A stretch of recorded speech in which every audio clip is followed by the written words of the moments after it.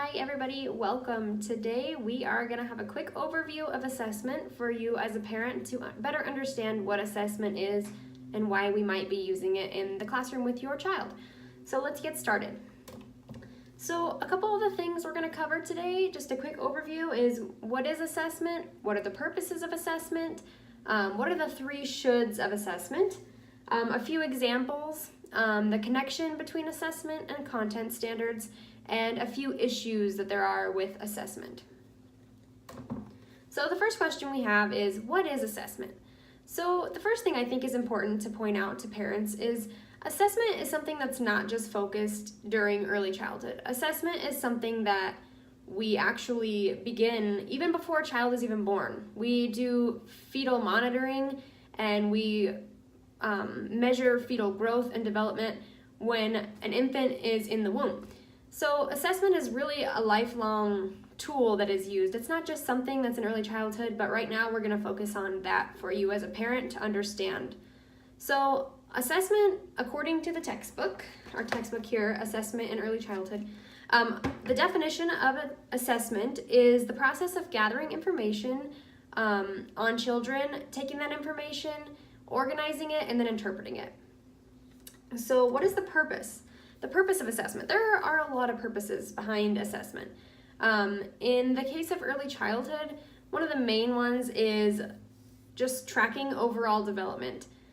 With assessment, we are able to identify issues or problems and correct them with assessment.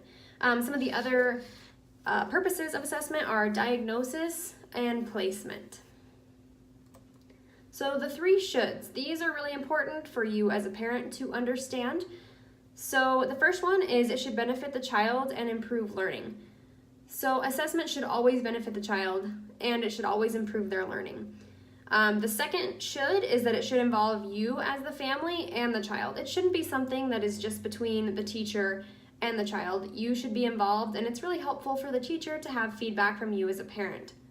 And the third should, this is one we won't really have a lot of time today to go into great detail in, but this one is important, and it's that assessment should be fair for all children.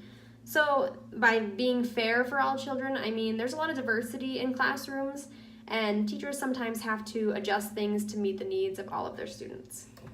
So a couple examples are observations, journals, blogs, pictures, standardized tests, checklists, rubrics, etc. So content standards. Connecting assessments to content standards is something that we do as teachers. This is kind of something that I think is important for parents to understand, that we don't just pull assessments out of thin air. We have content standards that we have to meet, and this just provides clarity for what should be taught by the teachers and what should be achieved by the students. This just holds everybody a little more accountable. So issues with assessment. One of the biggest issues with assessment is misdiagnosis.